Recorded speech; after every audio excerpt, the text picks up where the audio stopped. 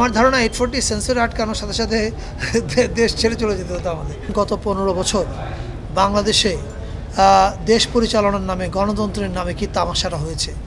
তামাশার মাত্রাটা এত তীব্র ছিল যে আরেকটা 420 এটা হবে না, এটা ডাবল আপ লাগতো, এটা ডাবল ডোজের ওষুধ লাগবে। সো 840 হচ্ছে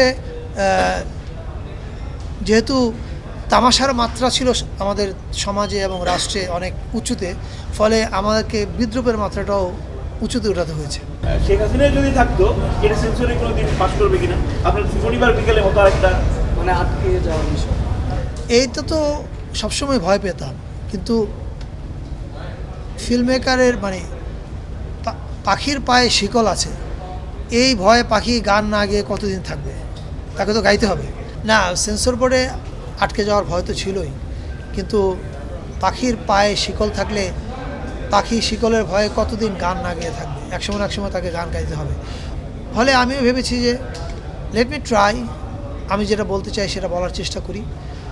তারপরে কি হবে, একটা ছবি আটকে আছে, আরেকটা আটকাবে, না হয় একসময় ফিল্ম বানানোই ছেড়ে দিতে হবে। কিন্তু যতক্ষণ ফিল্ম বানানো ছেড়ে দিতে হচ্ছে না, ততক্ষণ আমি যেটা বানাতে চাই সেটাই বানানো উচিত। 840 সেন্সরে আটকে গেলে বিকল্প মুক্তি দিতে পারতাম কিনা আমি জানি না। আমার ধারণা 840 সেন্সরে আটকানোর সাথে সাথে দেশ ছেড়ে চলে যেতে হতো আমাদের। আর আপনার কাছে একটা প্রশ্ন আমার শেষ, সেটা আমাকে কঠিন প্রশ্ন করা যাবে না। ফটো এডিটে দেখেছি, তো 840 তে কি আপনাকে দেখবো? 840 তেও তো আমি আছি, ক্যামেরার সামনে আছি না পিছে আছি এটা ম্যাটার করে না, এর সাথে আছি এটা হচ্ছে ম্যাটার করে। সো 420 ক্যামেরার সামনে আমি কাজ করেছি। দেশের বাইরে যাবে, সিনেমাটা দেশের বাইরে নিয়ে যাবে। আমরা অলরেডি কথা বলছি, আমরা চেষ্টা করছি যত তাড়াতাড়ি সম্ভব দেশের বাইরেও এটা দেখানোর, এবং তাদের সাথে আমাদের কথা হচ্ছে।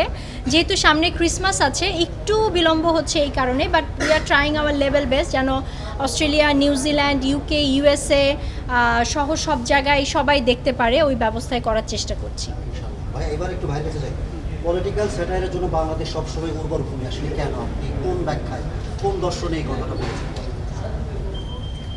কারণ বাংলাদেশে গণতন্ত্রের নামে, দেশ পরিচালনার নামে এত তামাশা হয়, রাজনীতির নামে এত তামাশা হয়, ফলে এটা তো স্যাটায়ারের খুবই উর্বর ভূমি হওয়ার কথা।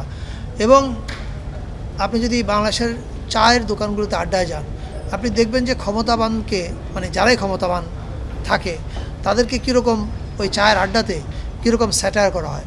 ফলে আমাদের সরকারগুলো, এই বিগত সরকারের মতো, এরা যত বেশি খারাপ কাজ করে মানুষ এদেরকে তত বেশি তীব্র স্যাটায়ারের বানে মাটিতে নামিয়ে ফেলে চায়ের দোকানে বসে। এই কারণে আমি বলেছি যে স্যাটায়ারের জন্য, পলিটিক্যাল স্যাটায়ারের জন্য বাংলাদেশ উর্বর ভূমি। সো বিষয়টা হচ্ছে যে দিস দ্য ফার্স্ট টাইম আমার কোনো ফিল্ম, আমার প্রোডাকশন নুসরাত ইমরোজ তিশা প্রযোজিত, এবং আমাদের সাথে কো প্রডিউসার ইমপ্রেস টেলিফিল্ম আছেন, আমার রিলিজ পাচ্ছে। আমার খুবই ভালো লাগছে।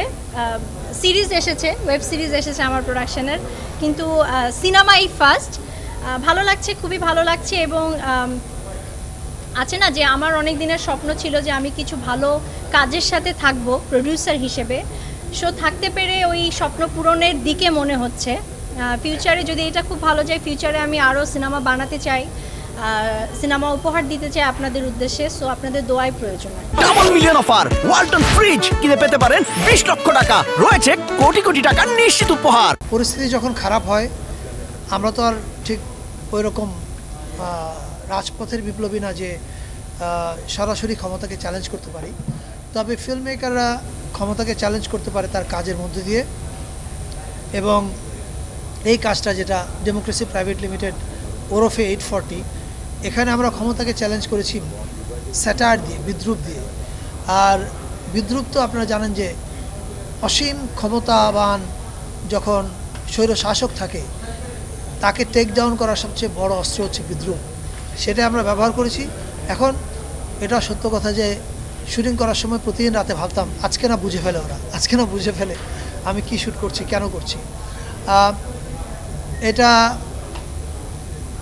ফ্যাসিস্ট হাসিনা ক্ষমতায় থাকলে রিলিজ হতো কি না, এই প্রশ্ন উত্তরে আমি নিশ্চিত রিলিজ হতো না। কারণ শনিবার বিকেল নিয়ে আমরা দেখেছি কি হয়েছে।